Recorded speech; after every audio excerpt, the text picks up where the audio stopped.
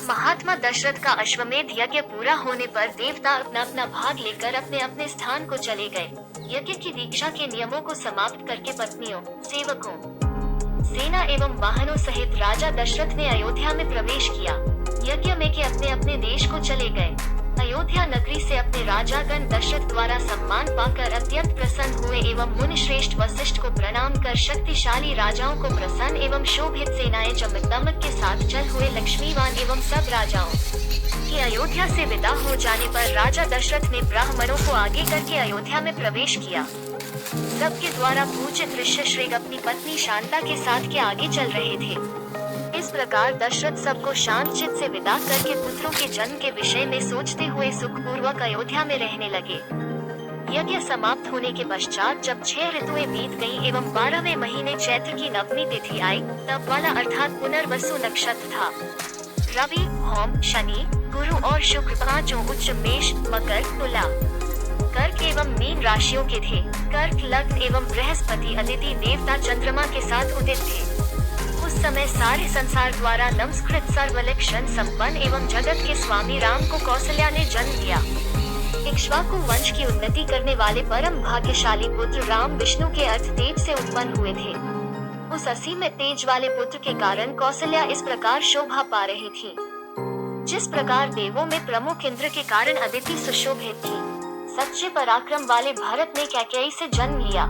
साक्षात विष्णु के चौथाई अंश, सभी गुणों से युक्त एवं प्रसन्न बुद्धि वाले भरत का जन्म पुष्य नक्षत्र एवं मीन लग्न में हुआ था। सुमित्रा के पुत्र लक्ष्मण एवं शत्रुघ्न आश्लेषा नक्षत्र एवं कर्क लग्न में सूर्योदय के समय उत्पन्न हुए। इस प्रकार राजा दशरथ के चारों महात्मा पुत्र अलग अलग समयों में उत्पन्न हुए। सभी पुत्र गुणी, पिता के अनुरूप तथा पूर्वा भाद्रपद एवं उत्तरा भाद्रपद के समान जोड़े से रहते थे। पुत्र जन्म के अवसर पर गंधर्वों ने सुंदर गीत गाए एवं अप्सराओं ने नृत्य किया। देवों की दुंदुभियां बज उठी, आकाश से पुष्प वर्षा हुई एवं अयोध्या में जनसमूह ने महान उत्सव मनाया। अयोध्या की गलियां मनुष्यों की भीड़, नटों एवं नर्तकों के कारण ठसाठस भर गई थी। गायकों के गायन एवं वादकों के वाद्यों के कारण अयोध्या में कोलाहल मचा हुआ था। गलियों में नटों व नर्तकों को पुरस्कार में मिले रत्नों की अनेक ढेरियां शोभा पा रही थी। राजा ने सूद, मागध व बंदियों को बहुत से पुरस्कार दिए। ब्राह्मणों को धन तथा हजारों गायें दान दी गयी। 11 दिन बीत जाने पर पुत्रों का नाम रखा गया। से सबसे बड़े महापुरुष को राम, कैकेयी के पुत्र को भरत, सुमित्रा के बड़े पुत्र को लक्ष्मण एवं छोटे पुत्र को शत्रुघ्न ये नाम परम प्रसन्न वशिष्ठ ने दिए। दशरथ ने नगर एवं जनपद के निवासी ब्राह्मणों को भोजन कराया। ब्राह्मणों को असीमित एवं अनेक रत्न समूह दिए गए। इस प्रकार दशरथ ने उन पुत्रों के जातकर्म आदि संस्कार किए। सबसे बड़े राम उनमें झंडे के समान एवं पिता को अत्यंत प्रिय थे। वे स्वयंभू ब्रह्मा के समान सबको प्यारे लगते थे। सब भाई वेद के ज्ञाता, शूर, लोकहित में संलग्न, ज्ञान संपन्न एवं गुणों से युक्त थे। उनमें भी परम तेजस्वी एवं सच्चे पराक्रम वाले राम निर्मल चंद्रमा के समान संपूर्ण लोक के लिए प्रिय थे। राम हाथी के स्कंध एवं घोड़े की पीठ पर सवारी करने तथा रथ चलाने में कुशल, धनुर्विद्या में पारंगत और पिता की सेवा में रत थे। बचपन से ही लक्ष्मी की वृद्धि करने वाले लक्ष्मण, लोक को आनंदित करने वाले बड़े भाई राम के नित्य प्रिय, लक्ष्मी से संपन्न लक्ष्मण सभी प्रिय कार्य करने के कारण राम को बचपन से इस प्रकार प्रिय थे जैसे शरीर से बाहर दूसरे प्राण हो। लक्ष्मण के बिना पुरुषोत्तम राम को न नींद आती थी और न लक्ष्मण के बिना वे सामने आया स्वादिष्ट भोजन खाते थे। राम जय घोड़े पर चढ़कर शिकार खेलने जाते थे, तब धनुष हाथ में लिए हुए लक्ष्मण उनकी रक्षा करते हुए पीछे चलते थे।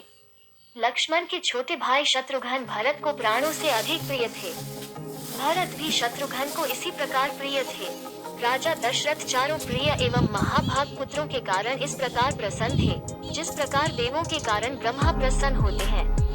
वे पुत्र ज्ञान से संपन्न, गुणों से युक्त, लज्जाशील, कीर्तिशाली, सर्वज्ञ एवं दूरदर्शी थे। इस प्रकार के अभाव वाले उन तेजस्वी पुत्रों के कारण दशरथ लोकाधिक ब्रह्मा के समान प्रसन्न थे।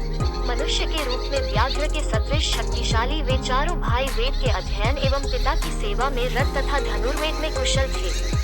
इसके पश्चात राजा दशरथ ने उपाध्यायों एवं बंधु बांधवों के साथ मिलकर उनके विवाह के विषय में विचार किया। मंत्रियों के मध्य में बैठे हुए महात्मा दशरथ विचार कर रहे थे। उसी समय परम तेजस्वी महामुनि विश्वामित्र आ गए। राजा के दर्शन की इच्छा से विश्वामित्र ने द्वार रक्षकों से कहा, मुझ गाधी के पुत्र कौशिक के आने की बात शीघ्र जाकर कहो। यह बात सुनकर सभी द्वार रक्षक राजमहल की ओर दौड़े। विश्वामित्र के वाक्य के प्रभाव से सभी घबरा उठे थे। उन्होंने राजभवन में जाकर इक्ष्वाकुवंशी राजा दशरथ को विश्वामित्र के आने की सूचना दी। द्वारपालों के वचन सुनते ही राजा सावधानी पूर्वक पुरोहित सहित इस प्रकार स्वागत को आए, जैसे इंद्र ब्रह्मा के स्वागत के लिए आते हैं। राजा दशरथ ने दीप्ति से प्रज्वलित, तपस्वी एवं कठोरवती विश्वामित्र को देखकर प्रसन्नता पूर्वक अर्घ्य दिया। विश्वामित्र ने शास्त्रोक्त विधि के अनुसार राजा का अर्घ्य स्वीकार किया एवं उनकी कुशलता तथा आरोग्य के विषय में पूछा। परम धार्मिक कौशिक ने राजा से कोश, जनपद, बंधु बांधवों एवं मित्रों की कुशलता पूछी। विश्वामित्र बोले, क्या तुम्हारे सामंत नम्र हैं? क्या तुमने शत्रुओं को जीत लिया है? क्या तुम्हारे देवों एवं मनुष्यों संबंधी कार्य कुशलता पूर्वक चल रहे हैं? मुनि श्रेष्ठ विश्वामित्र ने वशिष्ठ के समीप जाकर उनकी कुशलता पूछी एवं अन्य महानुभाव ऋषियों से नियमानुसार कुशल समाचार जाना। वे सब प्रसन्न मन से राजमहल में गए एवं वहां राजा दशरथ द्वारा यथायोग्य आदर पाकर बैठ गए। इसके पश्चात परम उदार राजा दशरथ ने प्रसन्न मन से विश्वामित्र की पूजा करते हुए कहा, हे महामुनि, मैं आपका आगमन इस प्रकार का मानता हूँ, जैसे अमृत मिल गया हो, सूखा काल में वर्षा हो गई हो, संतानहीन को सुंदर पत्नियों से पुत्र प्राप्ति हुई हो अथवा खोया हुआ धन मिल गया हो। इन कार्यों से जितनी प्रसन्नता हो सकती है, उतनी ही मुझे आपके आने से मिल रही है। हे महामुनि, आपका स्वागत है। मैं प्रसन्नता पूर्वक आपकी किस इच्छा को पूरा करूं? हे ब्राह्मण, आप मुझसे सेवा लेने के अधिकारी हैं। हे धार्मिक, आप मेरे सौभाग्य से ही यहाँ आए हैं। आज मेरा जन्म सफल हो गया एवं जीवन सुंदर बन गया।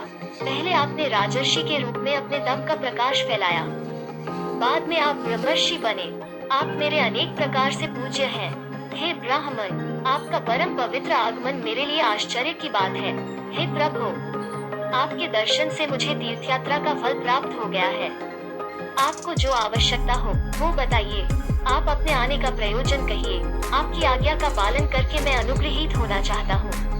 हे कौशिक, आपको अपने कार्य के विषय में सोच विचार नहीं करना चाहिए। मैं आपकी आज्ञा का पूर्ण रूप से पालन करूँगा, क्योंकि आप मेरे देवता हैं। हे ब्राह्मण, मेरे लिए यह परम अभ्युदय का अवसर आया है। आपके आने से मुझे संपूर्ण एवं उत्तम धर्म की प्राप्ति हुई है।